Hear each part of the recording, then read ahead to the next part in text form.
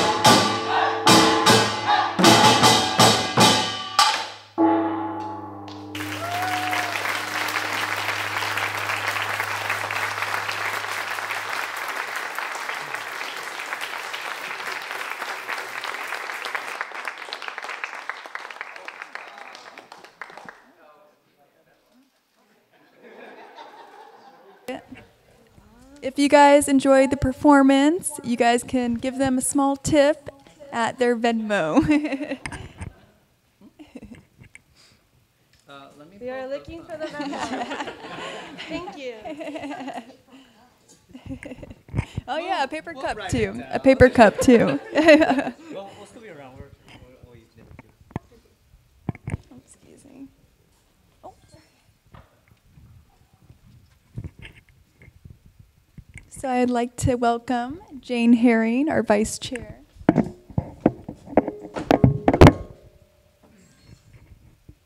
the podium for me. I feel like I'm super far back. Good evening. As Krista said, I'm Jane Herring. It's my first event as our new vice chair of the council. Our chairman is in Africa, which sounds wonderful. So before we start the event, we have a chapter tradition of reciting the Pledge of Allegiance, and I invite Chris Lynch up here to do that for us. You can please stand. I pledge allegiance to the flag of the United States of America and to the republic for which it stands, one nation, under God, indivisible, with liberty and justice for all. Thank you. Thank you, Chris. Just want to go over a few upcoming events that we have. Hopefully you all can join us at these as well. Thank you for being here tonight. Our next event is November 6th, from Kiev to Capitol Hill, Ambassador William Taylor to discuss Ukraine. That will be at Almavi and Myers in Newport Beach. On November 12th, we will be celebrating Veterans Day, honoring American patriots of Latino veterans, and that will be at the American Legion Post 291, also in Newport Beach. On December 8th, right, so we will be celebrating the 75th anniversary of the ratification of the Universal Declaration of Human Rights for Human Rights Day. That will be at Soka University. And then very exciting, our gala is back after, I think, about a decade. On December 16th at the West and South Coast Plaza, we will have H.R. McMaster will be speaking, and we'll be having a great big gala celebration. Tomorrow, I believe tickets go up quite significantly, so if you have not yet gotten your tickets or tables, I would recommend you do so tonight. We're also still looking for sponsors and donations, so if you're not even able to attend but would like to contribute, we would still welcome that very much. And now I will introduce Dr. Richard Downey. Thank you, Jane. Thank you so much, Jane. And it's great to see all of you here tonight. I'm the president and CEO of the World Affairs Council of Orange County, and it is really a pleasure for all of you who are new to the council. It's great to see cultural things like this. And Hansel, this is, I noticed, Paul, I noticed your hat was over there. I don't know if they're going to use that for the tip jar or not. But if you liked it, please feel free to tip that group. It was a really exciting. The drumming was exciting. This is a very important day that we're celebrating today in terms of this event. It's celebrating the 70th year of the U.S.-Korean alliance. So that's why we are so honored to have some wonderful panelists, which Bill Edwards will talk about a little bit later on as moderator. But I wanted to tell you, this is also we're also celebrating another important day today. And it's the beginning of everybody's favorite season. And you're wondering what that is. And it's the annual giving season for the World Affairs Council of Orange County. This is actually only the second time that we've done this. It happened last year, but it was such a hit. Everybody was saying, when are you going to do this? When are you going to do it again? And so here it is. Welcome. You are here today. The annual giving campaign starts today. So I'm going to ask our interns to pass out. Yes, they're passing out flyers about the annual giving campaign to help you celebrate this great season. But we really do need all your help. It's one of the reasons that we're here in this, which is a wonderful community center. This is, for those of you who are not aware, by the way, this is the Irvine Community Center. And I noticed when I tell people what this event was going to be in the community center, they'd go, I'd say, but this is probably the nicest community center in the United States, Irvine. So it's great. But The reason we're doing this, some of our older time members, long time members, I didn't say older, Art, no, but as Art would remember, just long time members. We've always did it at hotels and places, but as you might expect, the prices have shot out. They just skyrocketed. And so we really do need your help with trying to put up some, with our annual giving campaign. We have some wonderful speakers coming up that Jane mentioned. And in the new year as well, we have General Petraeus coming. We have Congressman Young Kim. We have Reza Pahlavi, the son of the former Shah of Iran, coming. Kristen Nielsen, the former Secretary of Homeland Security, some great speakers coming, but we really need your help. Now, if I'm gonna ask, as those of you who've done this before know, there's an action step. If you don't give an action step, your ask just sort of floats away. And so the ask is this. Tomorrow, you will get in your email feed an email announcing this, although you've been here for the real announcement of the annual giving campaign. And there'll be a link in there. And so all you have to do is click on that link and give as generously as you can, because we really can use it. So thank you for that. But now it is time for the really the substantive part of this event, which is what we've all been waiting for, to the panel. And I'd like to introduce Diane Kim, who will introduce not only our moderator, but our panelists. Diane is a member of our Board of Trustees. She's also the Vice Chair of Irvine's Public School Foundation. Will you please help me give a warm welcome to Diane Kim? Thank you.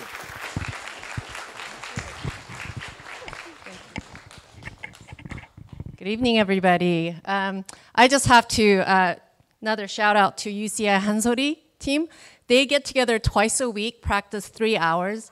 For college students, that's dedication, and all to further the Korean culture that they really enjoy. So thank you to the team. Thank you and welcome. So I'd like to just read a brief statement. So welcome to this special occasion as we gather to celebrate the 70th anniversary of the enduring alliance between the United States and South Korea. This historic partnership has stood the test of time and remains an exemplar of shared values, including democracy, security, and prosperity. It is a testament to the unwavering commitment of both nations towards peace, stability, and progress in the Asia-Pacific region and beyond. Despite challenges of regional geopolitical dynamics in East Asia and the threat of North Korean nuclear proliferation, it is important to note that the U.S.-South Korea alliance is robust. Today, we reflect on the past 7 decades of cooperation and look ahead with optimism to the bright future that our continued alliance promises. So, without further ado, I'd like to invite our moderators and our panelists up to the front. Introducing Bill Edwards, our moderator, and our panelists, Seth Bailey, Mark Tokola, Minister Choon-goo Kim, and Deputy Consul-General Sung-hwan Kwan.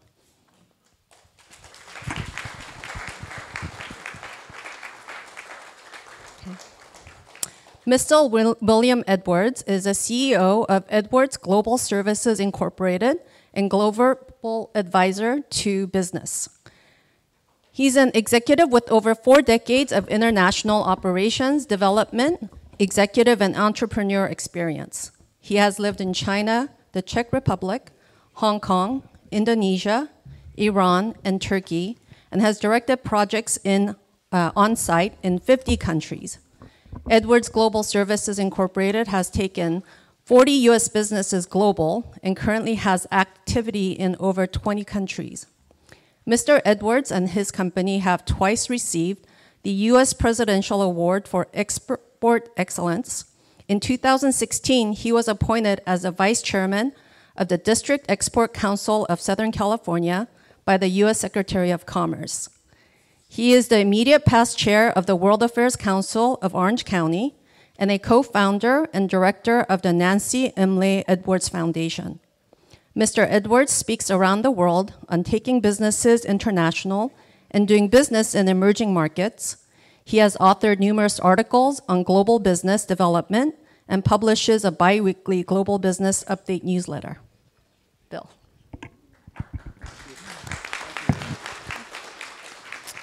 And next we have Mr. Mark Tokola, Vice President of the Korean Economic Institute of America in Washington, D.C. He retired as a U.S. Senior Foreign Service Officer with the rank of Minister Counselor in September 2014. His last posting was as Minister Counselor for Political Affairs at U.S. Embassy London. Previously, he had served as a Deputy Chief of Mission at the American embassies in Seoul, Republic of Korea, Ulaanbaatar, Mongolia, and Reykjavik, Iceland. Among his other postings were 2 tours at the U.S. missions to the European Union in Brussels, Minister Counselor for Economic Affairs at the Embassy London, and Economic Counselor at U.S. Embassy, The Hague. Mr. Tokola received the State Department Superior Honor Award for his work on implementing the Dayton Peace Accords while serving as political counselor in Sarajevo, Bosnia, Herzegovina from 1997 to 1999. Welcome, Mr. Tokola. We have Mr. Seth Bailey, Director for the Office of Korean Mongolian Affairs. Seth Bailey became Director for the Office of Korean and Mongolian Affairs at the U.S. Department of State in July 2023. His last assignment was in Honolulu as a visiting professor and senior diplomatic fellow at the DoD-affiliated Asia Pacific Center for Security Studies. From 2019 to 2022, Seth served as the Minister of Counselor for Political Affairs in the U.S. Embassy Beijing, where he led negotiations with the PRC. Seth has also served overseas assignments in South Korea, Sri Lanka, China, and Afghanistan. In Washington, Seth has served on China desk in the Economic Bureau, the Bureau of Legislative Affairs, and in the Bureau of Counterterrorism. Welcome, Seth. And next we have Minister Choon-goo Kim, Deputy Chief of Mission of the Embassy of the Republic of Korea in the U.S.A. A career diplomat, prior to assuming his current position, Mr. Kim served as Secretary to the President for Peace Planning at the Office of National Security. In this position, he advised the President on strengthening the ROK-US alliance, as well as denuclearizing the Korean Peninsula. Since joining the Ministry of Foreign Affairs in 1992, Mr. Kim has built a rich expertise in Korea-U.S. relations, as well as on various multilateral issues. His previous positions include Consul-General of Republic of Korea in Honolulu, Hawaii, during which he enjoyed working with numerous admirals and generals of the Indo Pacific Command, Director General for Foreign Affairs and National Security at the Prime Minister's Office, Deputy Director General for the North American Affairs Bureau, Director for the North American Division at the Ministry of Foreign Affairs, and Minister Counselor for Political Congressional Affairs at the Korean Embassy in Washington, D.C. Mr. Kim's other overseas tours include the Korean mission to the UN in New York, the Korean mission to the UN in Vienna, and the Korean Embassy in Belgrade. Welcome, Mr. Kim. And we have Deputy Consul General Song Hwan-kwon, Consulate General of the Republic of Korea, Los Angeles. Deputy Consul General Song Hwan-kwon joined the Ministry of Foreign Affairs and Trade in 1998 and served in the following overseas mission of the Republic of Korea: the consulates in Los Angeles, Boston, Istanbul, Turkey, and the embassy in Caracas, Venezuela. He also worked as an Assistant Secretary to the President at the Office of National Security and Director of North American Division II, Bureau of North American Affairs in the Ministry of Foreign Affairs and Trade. Welcome, Mr. Kwon.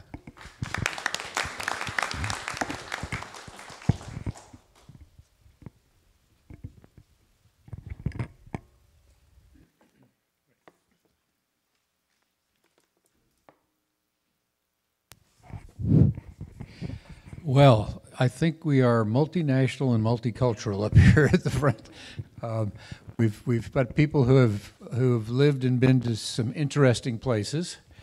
And tonight what we're going to do is we're going to talk about events and items that have to do with 70 years of good relations between our two countries, diplomatic relations, economic relations, U.S. military presence, cross-cultural exchanges, Korean-Japan relations, China, and North Korea. So we're going to cover a lot of subjects tonight in the next 30-some-odd minutes.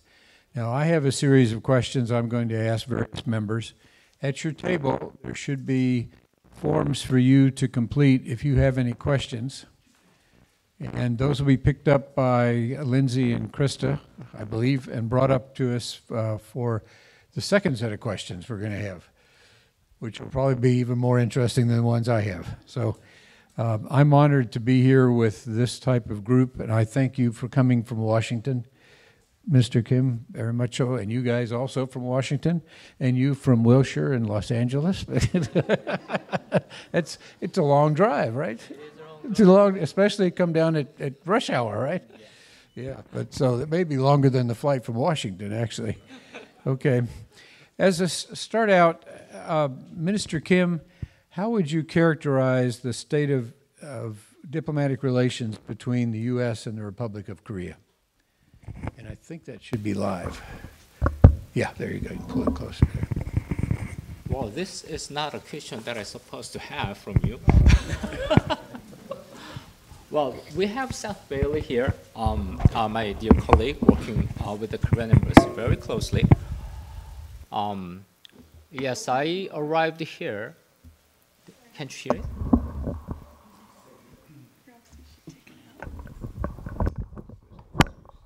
Oh, okay, all right. Can you hear me? Yes. Okay, good.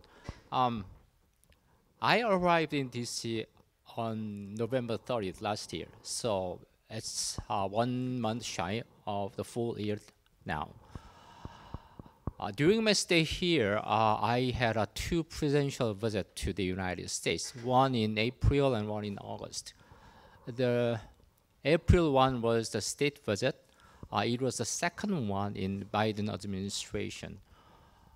We had a full-day summit between my president and the American one, and released a joint statement as well as the document called Washington Declaration. It describes the ironclad security relationship between Korea and the United States. It is quite a milestone that we had. North Korea started to give us a huge amount of provocations in a way of testing ballistic missiles. It was almost 30 missiles on 14 occasions this year alone. And we were under the continuous threat from North Korea on the nuclear attack. So this was the matter of life and death for the Korean people, as long as the one of the U.S. citizens and American troops living in my country. So last year, we had an immense threat from North Korea again, and then started to think about going for the nuclear state. Some media, some opinion leaders, some politicians started to argue that South Korea will also go for nuclear. And we have a technology, nuclear technology, to make the nuclear weapons in a year if we decide so. But this was totally the wrong way. My president clearly said through the Wall Street Journal interview that we will never go for the nuclear, and the best way to have the security for the Korean people is to have a deeper, stronger, more efficient, extended deterrence from the United States. That was a starting point to hammer out the document named Washington Declaration. That Washington Declaration clearly says that if we are attacked by North Korea with the nuclear capability, we will, along with the United States, will use the nuclear capability to get rid of the regime of Kim Jong-un. So if we attack by North Korea, it will be the end day, the last day of the North Korean regime. So this is quite a strong and explicit defense commitment from the U.S. government. This is the best one that we had in our history. And this year marks the 17th anniversary of alliance between the two countries. So after 70 years, we have nuclear deterrence from the United States. And the second visit was in August. It fell on August 18th. We had a first ever standalone separate trilateral summit among Korea, the United States, and Japan at Camp David. We had a couple of trilateral before, but it was at on the margin of multilateral fora like the United Nations, APEC, G20, G7, or any other some other multilateral agenda fora. I would say that this year marks year one for the reconciliation of the relationship between Korea and Japan. My president unilaterally announced that the Korean government will take care of the victims of forced labor during the Japanese annexation era. We had Korea and Japan have a different view on those on this issue. I will not go further about the differences between the two countries. Anyway, my country, my president started to go forward, not thinking about the past anymore. So we gave hand to Japan, and Japan echoed our efforts. For the first time in 12 years, Korea and Japan had a bilateral summit. And we also we also resumed the shuttle diplomacy between the top leader level this year. So there was a foundation to have a trilateral at Camp David. President Biden was so happy to have two leaders in Washington, and that we also released the joint statement of the three leaders. On the joint statement, we agreed 7 annual meetings. We will have annual leaders meetings. We will have trilateral foreign ministers meetings. We will have a trilateral defense ministers meeting, finance ministers meeting, bankers meeting, NSA's meeting, deputy assistant secretary level meeting. So everywhere we have to have 7 separate meetings at every channel. I don't know how to make it possible starting next year, but we will do our best to make it possible. With the allegiance among Japan, Korea, and the United States, we will have the democratic circle in the Pacific. So it will serve for the betterment of the world, including in the Pacific and other world. So we will prosper. We will have a better human rights. We will have a better rule of law. So this is a determination that the Korean government have. Thank you so much. Thank you. Let's see how many people have been to Korea in the room. Oh, I love to see that. Okay, not just the airport, but I go through the airport several times a year. But there are actually cities, there too. But okay, thank you very much, Minister. You actually covered another one of my questions about the bilateral agreement, which was quite amazing to see the picture at Camp David of the three leaders together. Let's change direction a bit and go to economics, and I think that's probably the representative of the Korea Economic Institute of America to my left. While the Republic of Korea is one of our top 10 import and export trading partners, and we actually have a free trade agreement between our countries, which is unusual these days, there still are a number of ongoing trade disputes, including tariffs on steel and aluminum and American access to the South Korean auto market. What are your comments? How do trade factors impact the broader relationship between our two countries? Yep. Okay, thank you. Let me first thank the World Affairs Council for organizing this event, and I'd like to thank all of you for coming. And now the shameless plug. If you'd like to see more about what KEI does and read more about U.S.-Korea relations, I'd refer you to our website, which is at keia.org. We have a lot of digital products, too. To answer the question, I think I would do it more generally, and I think I would say two things. One is that in any relationship as complex and deep as the U.S.-South Korea relationship, you're going to have some frictions. That's actually a sign of health. If you have two countries that don't have issues to talk about, it's not much relationship. So we've always had things to discuss, and that's good. We work through them. The second comment is more general, which is that I'm not sure you can overstate how much the economic world has changed. We're no longer living in a world of trade policy. We're now living in a world of economic security policy. This is development in the last 5 years. It's very different.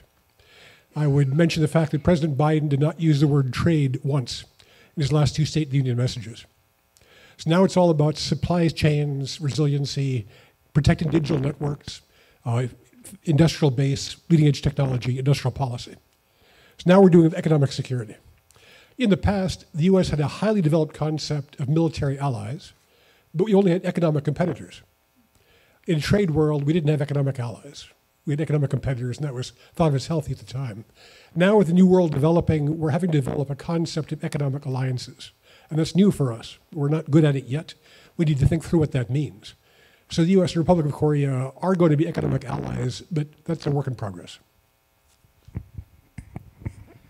I'd like to direct the next question to Deputy Consul Kwan. How have cultural and people-to-people exchanges between our two countries contributed to the relationship, and what role does soft power, even today with all that's going on, does soft power play in diplomacy between our two countries? Sure. Thank you for asking. And I also like to thank Dr. Downey for inviting Korean Consulate over here. And then I met him in one of our events, and then this is a great opportunity to join with all these prestigious panelists. So it was a great question. The Korean Consulate is located in Los Angeles, and we are covering Southern California, New Mexico, Arizona, and Nevada, right? So we have a total about 670,000 Korean and Korean Americans living in this area, and we have about 600,000 living in Southern California.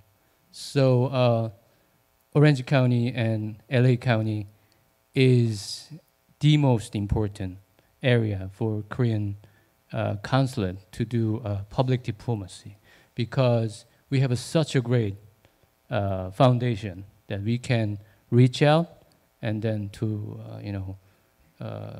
enhance our awareness about Korean culture. So this is a great time for Korean consulate to reach out to everybody in the United States to let them know better about Korea and the 70th long history of our relations and alliance.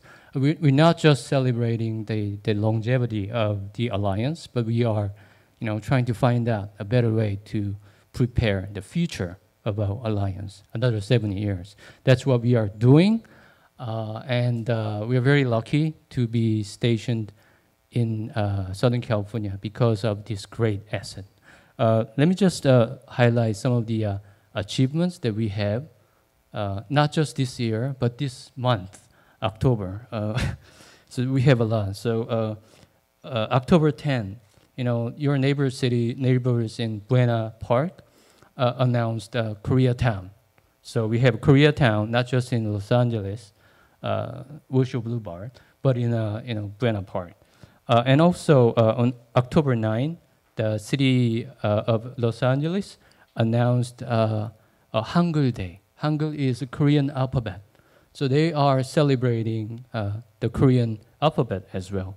Also, last August, California's State Assembly designated October 21st as Hanbok Day, which is Korean traditional custom. And we have one more, the very more important. In 2021, the California Assembly, for the first time in the United States as a state assembly, designated Kimchi Day. So we were all eating and then celebrating Kimchi Day. And then also your state senator, Dave Min, introduced a bill to pass continuous Kimchi Day, a couple of weeks ago. So David Min is doing a great job. So he's a good friend of us. So yes. So we are doing great. And then I don't want to take too much of your time, but I just want to say this: K-pop and K-drama is so important, and we are taking great advantage from K-pop and K-drama. And that doesn't stop there. We are doing great collaboration in creative industry. That's Hollywood and Seoul. Great creative minds are working together. Just a couple of examples. Do you remember Bong Joon-ho, who is the director of The Parasite? And Bong Joon-ho is working on with Warner Brothers. New movie will be released next year as a Mickey 17. That's a sci-fi drama, will be very exciting, and then it's from the Mickey 7 novel, so it will be fantastic. And also, anybody know Sympathizer? That's a novel, and then it's about the Vietnam era, and then one of our very famous Korean director, Park Chan-wook, he's directing this movie as well, along with Robert Downey Jr. So we have a lot of collaboration going on. So public diplomacy is very strong, and I'm very lucky to be here, and then invite us more times. And we're very happy to drive all the way down to Orange County. Thank you.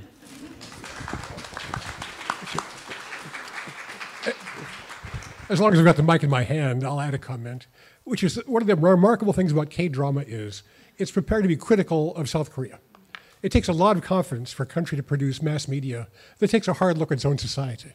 That's a great tribute to Korea. I don't know if you know, but we've had a couple of mayors of Irvine that are Korean Americans. We currently have 2 members of Congress in Orange County, Michelle Steele and Young Kim, who are Korean Americans. So we have quite a Korean presence in our community. Okay, now we're going to get to the more difficult questions. Okay, Seth. You ready, Seth? Okay. I got to figure out which one it's going to be. Let's see. Let's do this. Please elaborate on the strategic importance of the U.S. significant military presence in South Korea and how this influences the bilateral relationship. Okay. State Department. Let me start by also thanking the World Affairs Council for having us here, and also KEI for sponsoring this. So it's really a pleasure to be here with all of you. I think if you look at the arc of the U.S.-Korea relationship over the last 70 years, one of the enduring foundations, of course, is the military presence. We had 37,000 soldiers, American soldiers, who lost their lives fighting along with their Korean brothers and sisters throughout the conflict. And that presence has remained constant over the years, and it is not going to change in the sense that we are not going to in any way walk back from the ironclad commitments that we have made. And I really appreciate what my friend Minister Kim said about the Washington Declaration and about the U.S. commitment to protecting South Korea, including, if necessary, through the use of nuclear weapons, which of course we all see as the absolute last resort, and no one wants to even contemplate that. But we have this enduring and unfortunately growing threat in North Korea, growing in the sense that their capabilities are expanding rapidly, and enduring in the sense that they have continued to demonstrate hostile intentions towards South Korea, towards Japan, towards the United States. And those capabilities combined with that hostile intention cause us a great deal of concern at the State Department and in the U.S. government because we are completely committed to protecting our partners, our allies, and the peace and stability in the region. So our military presence is not going to change. Our commitment is going to stay the same. And at the same time, we are deeply committed to doing everything that we can to lowering the tensions. For example, we have made it very clear, both publicly and privately, through multiple channels, that we are willing to talk to North Korea. We're willing to talk to their leaders. It doesn't have to start with a conversation about denuclearization, although that will certainly always end up being a part of the conversation. But we're willing to engage with them. I have, over the course of my career, had somewhat unusual opportunities to engage in negotiations with difficult countries. I was part of early negotiations with the Taliban in Afghanistan. I have negotiated hostage releases with the PRC and other countries. So we have the ability to do this. We have the willingness to do this. What we need is North Korea to demonstrate that they are also willing to lower tensions. And until they do that, we're going to continue to do everything that we need to do in order to deter their worst instinct and protect ourselves and our friends and our allies. Time for the China question. The rise of China is another major challenge to U.S. and the Republic of Korea. It's both a major economic partner and a security threat, potentially. How can the U.S. and Republic of Korea best work together to manage their relationship with China in a way that protects their shared interests? And I'll ask if Minister Kim or Mark, whichever of you would like to answer that. Is that working? Okay. Well, thank you again. This is a quite difficult question to answer. It's a tough one. How to deal with China is always the most important diplomatic issue for the United States as well as Korea. Again, we had an alliance of the democracies. It doesn't mean that we will conflict. We have a conflict with China. We don't think China as our enemy. We want to engage China as a stakeholder of the global affairs. So with the United States, Korea, we try our best to engage China to pull them into the world of rule of law and maintain the security and peace in Indo Pacific area. For economic matter, we always, along with the United States, we always say to them that we are opposed to economic coerciveness. We are opposed to the change of the status quo in South China Sea.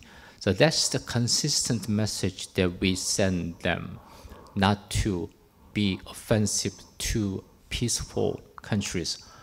In economic matter, starting pandemic season, we had a supply chain deficits. That was the starting point, how to be more strong, how to be more powerful, stronger to the coerciveness from China. So it was a starting point to think about.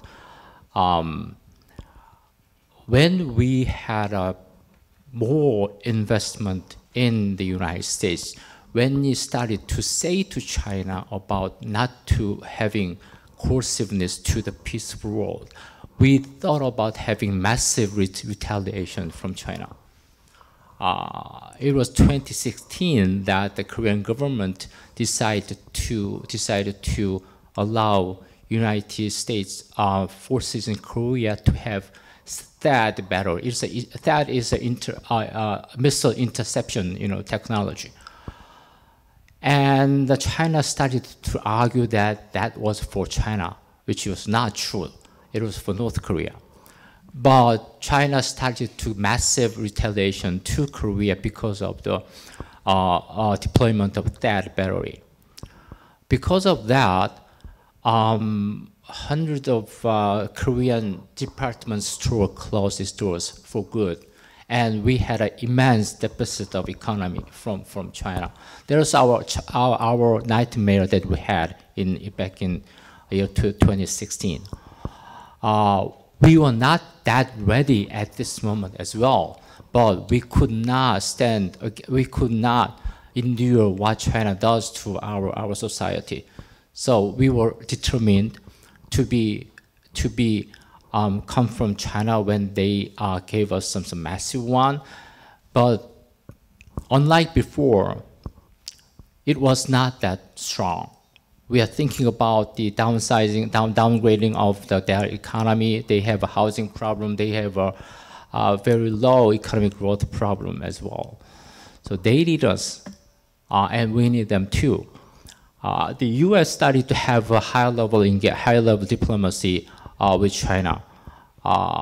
Secretary Blinken visited China, and Secretary Yellen, Secretary Raimondo, and they had a NSA meeting in Malta, and that was the engagement that active engagement that the United States has, and my country also started to think about resuming the trilateral summit among Korea, Japan, and China.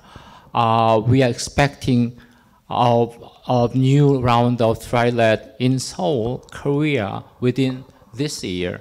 So it's going to be another momentum for engage China in terms of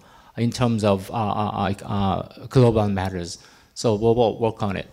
Thank you. Would either of you gentlemen like to speak on the China issue? Could I just briefly? So a couple of additional things that I think are worth noting about China. I've spent the better part of the last decade there. There's a lot of focus on Chinese investment, which makes a lot of sense. But some of the statistics help put some of that Chinese investment in context. China's Belt and Road Initiative peaked in total investment in 2016 and has declined every year since 2016. They will lose approximately $1 trillion on their Belt and Road investments over the course of the BRI lifetime. They have an enormously high debt to GDP ratio, much higher than the United States or Japan for that matter. And they have some systemic problems associated with their demographics, with their property markets, and with other economic issues that are facing them, not to mention the impact that a zero COVID policy had on their country for about 3 years. And as a result of that, I think that what we are seeing is a fairly significant and rapid shift in some ways from China just being the presumed dominant power in the region to being an important power, but one of many. And so we see, for example, that Korea now exports more to the United States than it does to China, which is an unusual shift that people would not have predicted a few years ago. And my sense is that while China is going to continue to be very important, their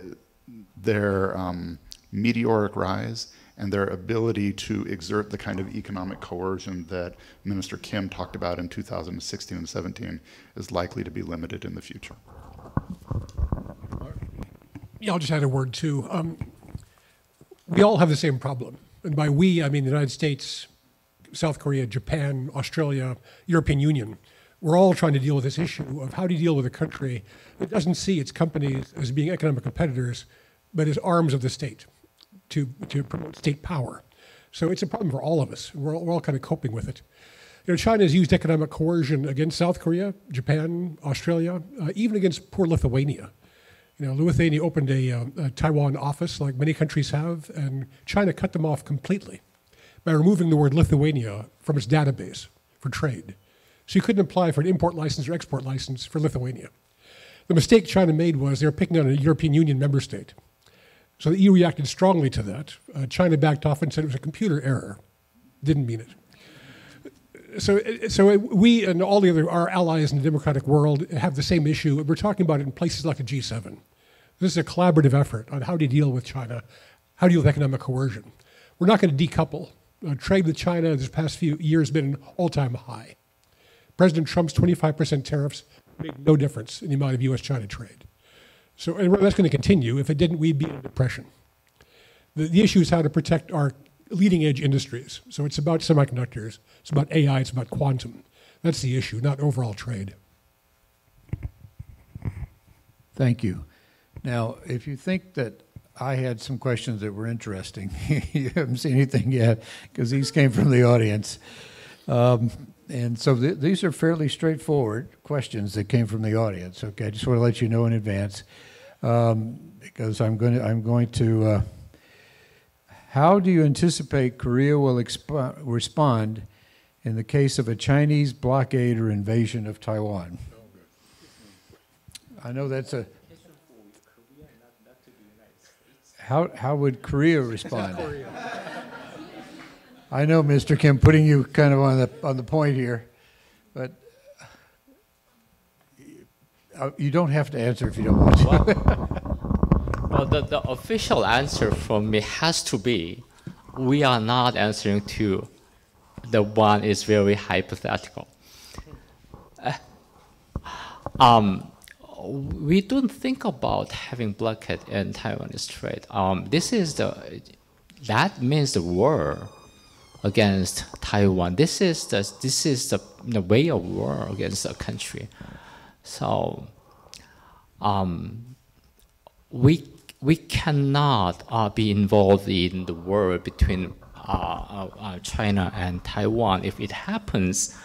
But I have to say that it cannot happen in the future. We will do our best, along with Japan and with the United States, that it will not happen. We will do our best not to make it possible. But again, I cannot answer the hypothetical, scenario at this moment. Thank you. I hope it remains hypothetical. Seth? Yeah, I'll ask a rhetorical question for the audience. How many computer chips go into a new Hyundai or Kia car? One car, how many chips? Wow, that's pretty good. He said 1,200. Yeah, between about 1,200 and 3,000, depending on the model. Okay, so as we all know, Taiwan is the source of the vast majority of these high-end chips. And I think that what we're seeing, not just in Korea, Japan, the United States, but also increasingly in Europe, is a consciousness of the kind of global impact that any type of conflict between China and Taiwan would have. And that includes the impact of a blockade.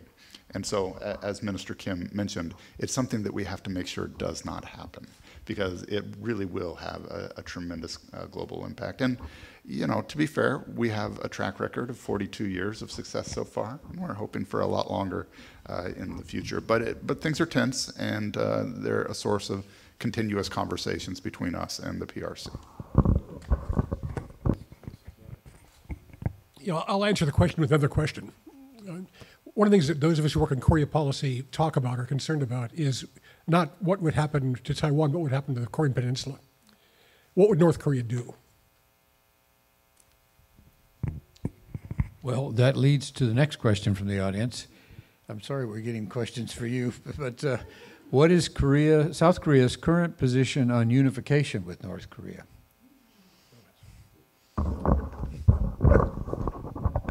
That is a relatively easy one.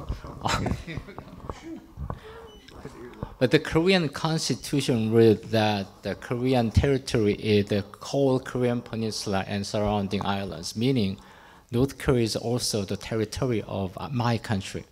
So that's what our constitution reads.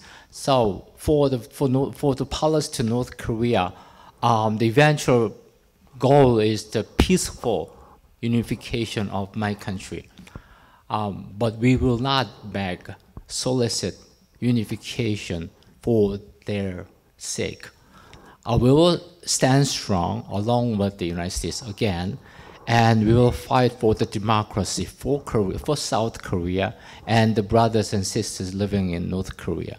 So we will have unification in the future, but it doesn't necessarily mean we have to negotiate with North Korea.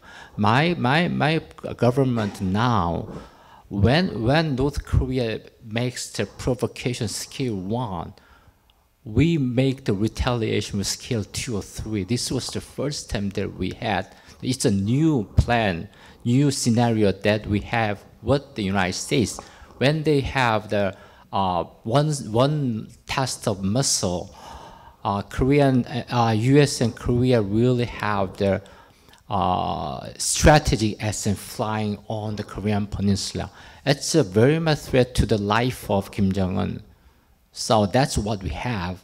We will be ready and ready to fight if something happens. But eventually, we will have a peaceful unification with the political regime of democracy and market economy and rule of law, including human rights. Thank you. Okay, this is a little unusual. This is a little different. We always get different ones, questions. But I'm going to open this to the panel. Anyone, not only you don't have to answer every question. What is your outlook on the stronger geopolitical cooperation between China, Russia, Iran, and North Korea? Does the State Department want to answer that? I very much do want to answer that. I think that I would say that we're deeply concerned by Russia and North Korea's recent cooperation. It's something that we're paying very close attention to, and we've talked about that from the White House and from the State Department recently. Iran has been supplying weapons to Russia's invasion of Ukraine now since the beginning, drone technology and other technologies. They are a bad actor that we have specifically identified for their support of Russia's invasion of Ukraine. And the interesting country in this mix is China. And the question is whether or not China is or is not a part of this group, Russia, Iran, North Korea. And it's an open question that has not been answered at this point. And I think that there is a reasonable case to be made that China is sufficiently uncomfortable with the cooperation between Russia and the DPRK in particular, that they may be able to serve as a moderating force as things continue to get worse in Russia's invasion of Ukraine. That's the hope. It's something that we're working on, and at the same time doing everything that we can to protect our own strategic interest. But there's a great deal to be concerned about in that constellation. Can I add? Yeah, please. Well, this is not official, but I just want to add my private opinion about the concern about DPRK and Russian military cooperation. It looks scary when you see a satellite photo of all the stockpile of a weapons container moving from North Korea to the Russian port.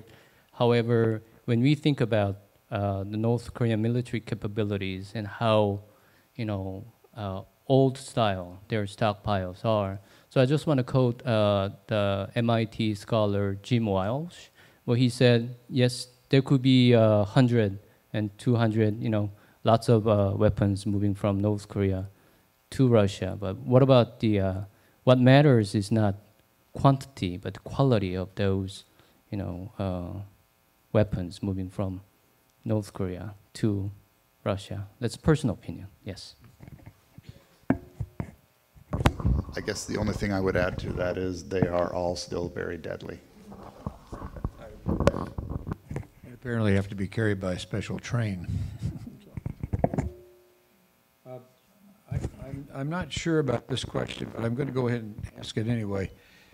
How much will South Korea and North Korea sending war materials to Russia and Ukraine be a factor in the eventual outcome of the war?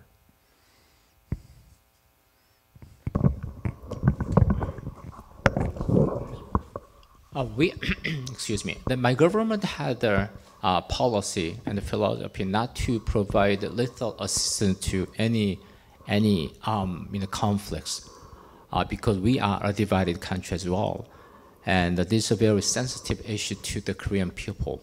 So again, we don't give any lethal assistance to a part of the conflicts, but we are giving immense humanitarian aid to Ukraine, like barriers and generators, and even to the blankets that people have to have during the refugee status.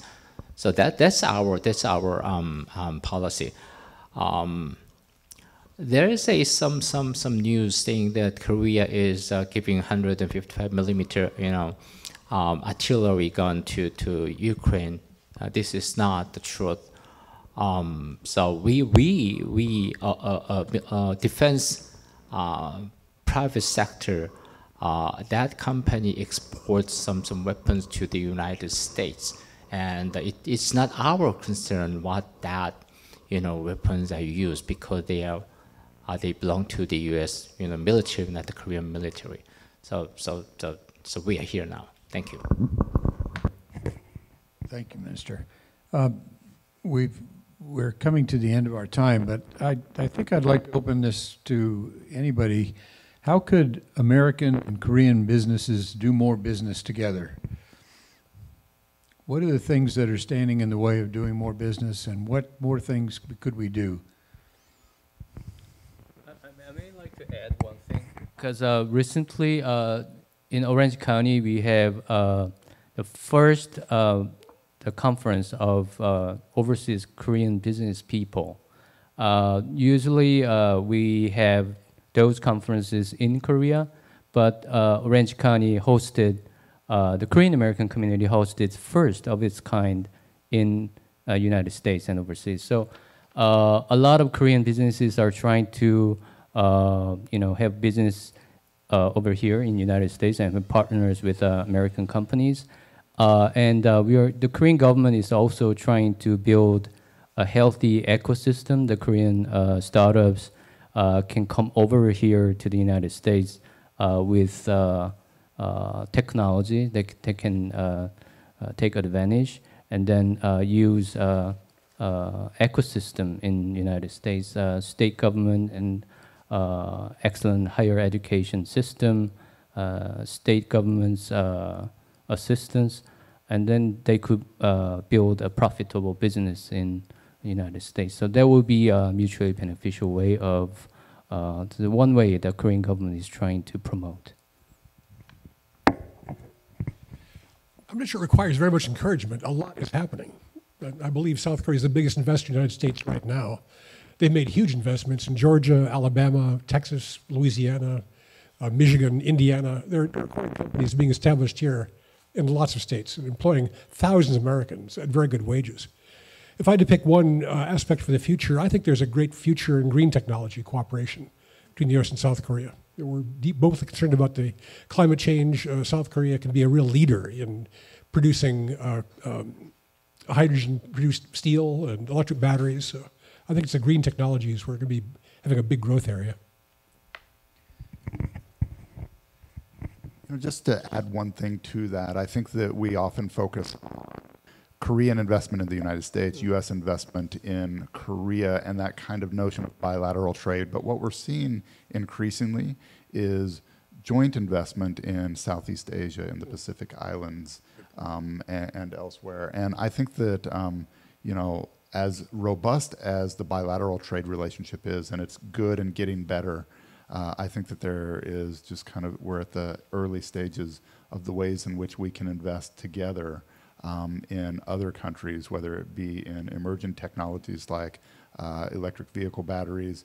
The space industry, I think, is only going to grow, not to mention the defense industry, which we've already touched upon. There's actually a question that's a little bit, I'm going to interpret here. I know where this came from. What diplomatic interactions exist between Korea and the U.S. To help the Pacific Islands develop more economically?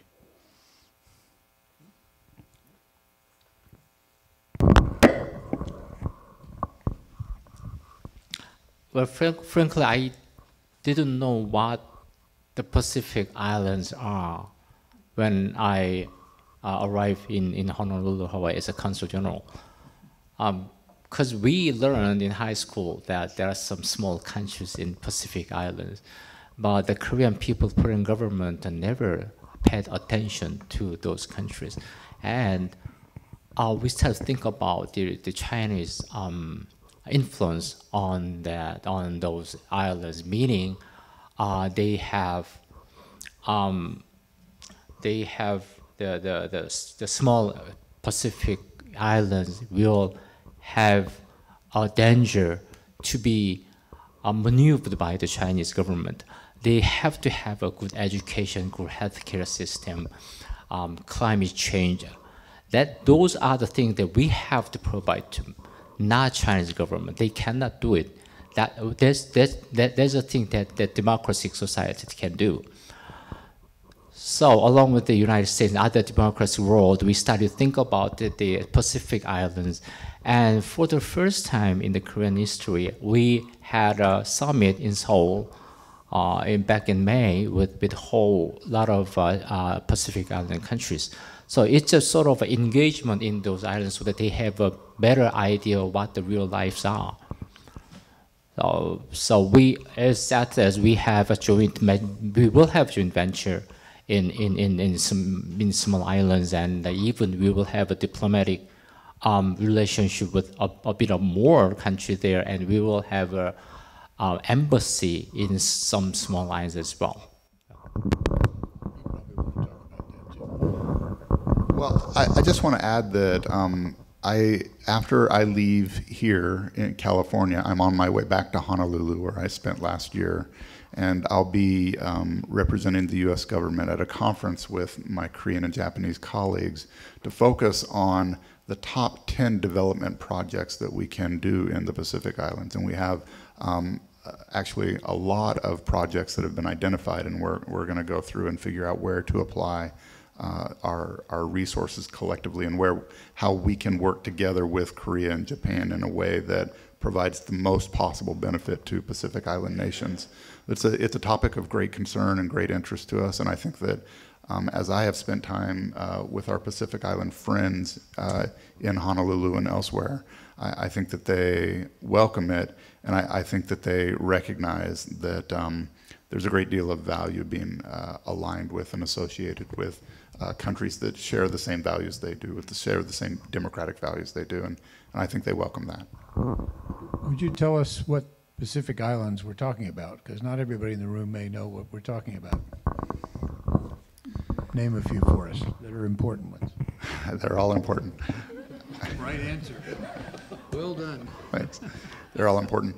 At this point, we are focusing on projects, and this is not an exclusive list, but we're focusing on projects in Fiji, Papua New Guinea, in the Solomon Islands, Kiribati, Vanuatu.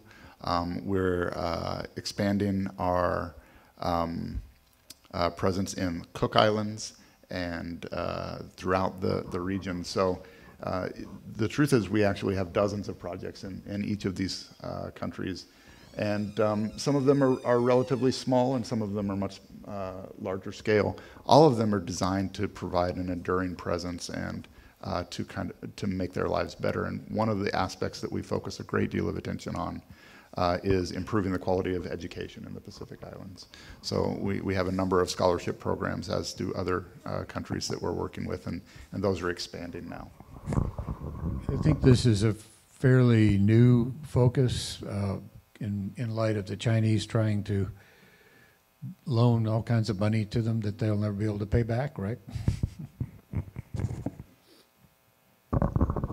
Yeah, I think that that's essentially correct. we have had kind of an enduring presence, but it has been at a lower level, not as robust as it is now. And, you know, I mean, I think that we've seen some examples of the PRC going into places like the Solomon Islands or Vanuatu and providing a lot of promises that don't always yield the results that they promise. And we aim to be a more reliable partner. So at this point in time, I'm going to ask each of the panelists to give some closing remarks about how they see the relationship between our two countries and any other comments that they would like to have.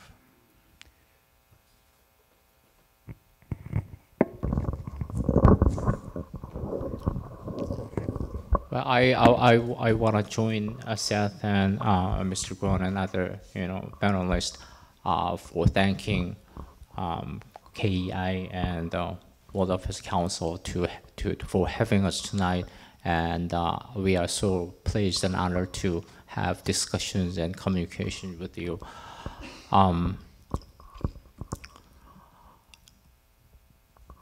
U.S. soldiers and officers, they participated in the Korean War when it broke out in 1950. I was told that they didn't know where they were going, and they perished. So the alliance between Korea and the United States are forged with blood. So we are brothers and sisters.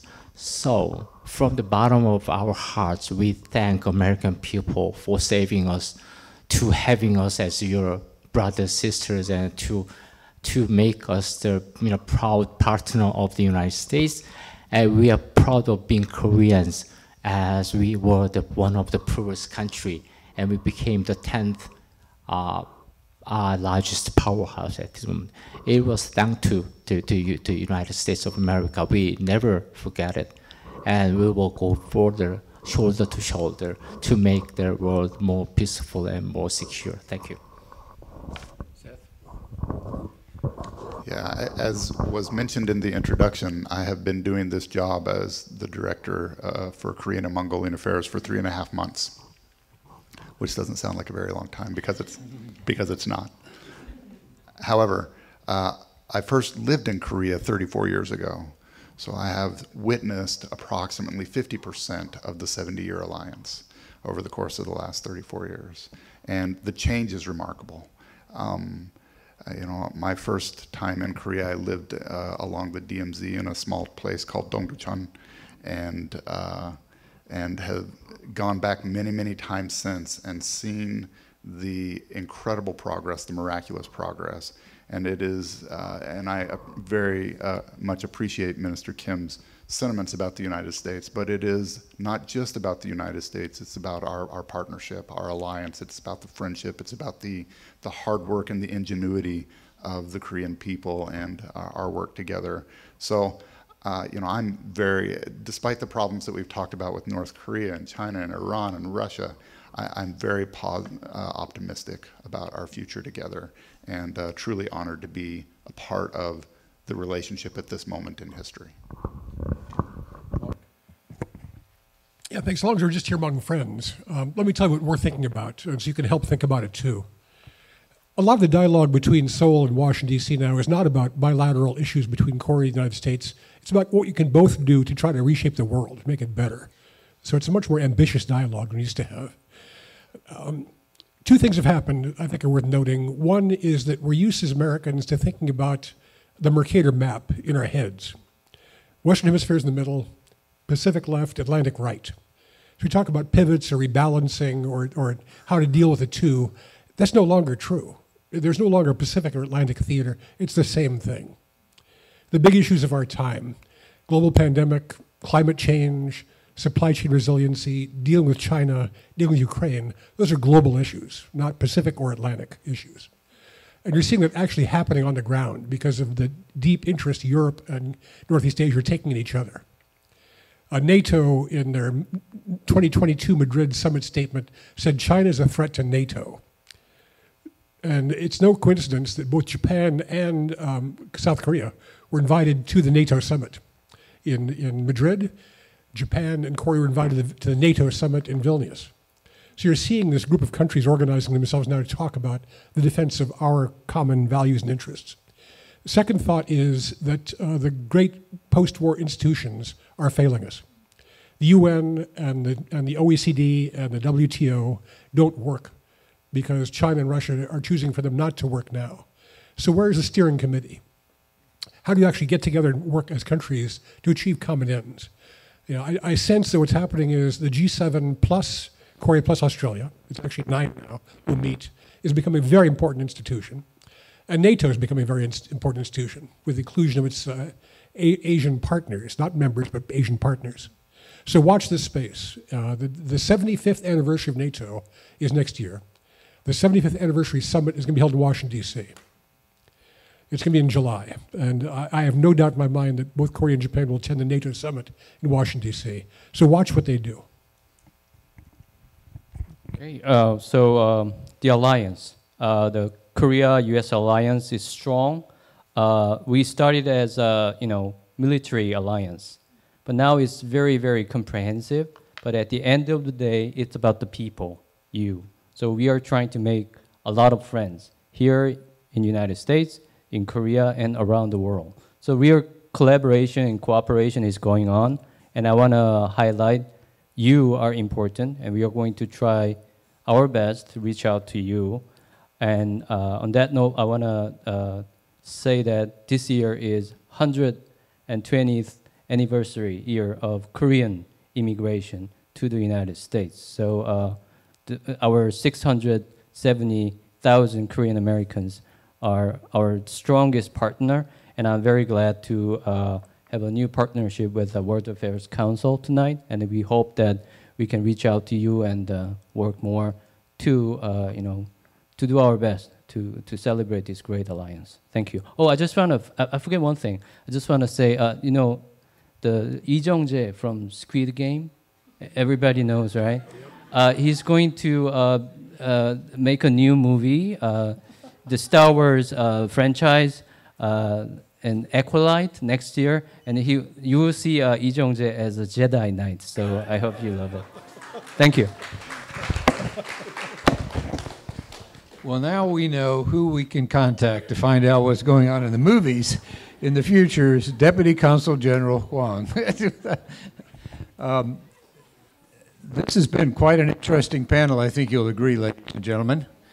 I'm going to make a political statement, which you're not supposed to do, and that is, I think it's great that our countries are allies. Thank you, sir. Thank you all.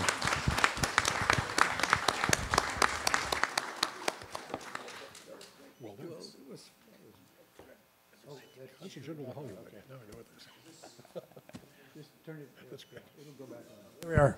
Well, thank you all very much. This was a fascinating panel, and I have to tell you, to the discussion that you've had and the kind of explanation about the alliance between Korea and the United States, it makes me feel very proud and very happy that we have such a strong bond between our countries, and we work together so well in so many areas. So thank you all very much for doing this. And Minister Kim, Seth, Mark, thank you all for coming out for all this way from Washington, D.C. for this discussion. And Sung Hwan Kwan, thank you for driving down from L.A. And by the way, one of the things we've actually talked about this. Sung Hwan Kwan and I have actually talked about this as a possible. We thought, let's bring some Korean pop artists. But Squid Games, we could do a screening of this here too. So this is something we have in it's not just Korean drumming. We'll do some Squid Games as well. But and Bill, what a marvelous job for moderating this really, really great panel tonight. One more thing. Yes. Hang on one sec. Just one more time, I want to thank the Korean Economic Institute of America for sponsoring this. And it's great to learn that there's such a great organization out there helping us further relations. We don't have a huge number of allies, but this is a very strong one. So I'm just really honored that we had the ability to do this presentation. Thank you all for coming, really. Thank you. Thank you, Bill. And one last thing, I'm going to ask Jane to assist us in thanking all of our terrific panelists.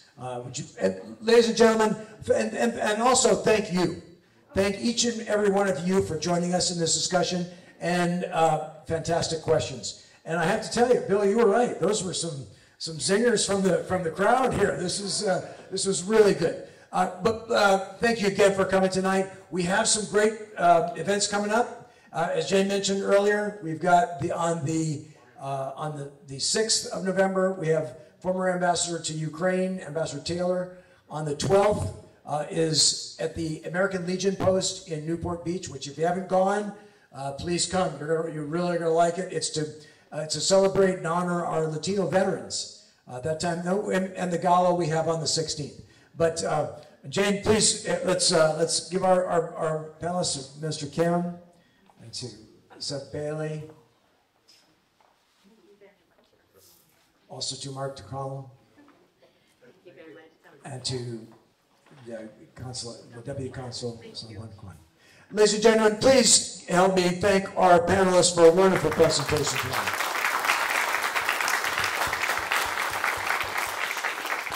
And hope you enjoy the Korean meal. Have a wonderful night. We look forward to seeing you soon.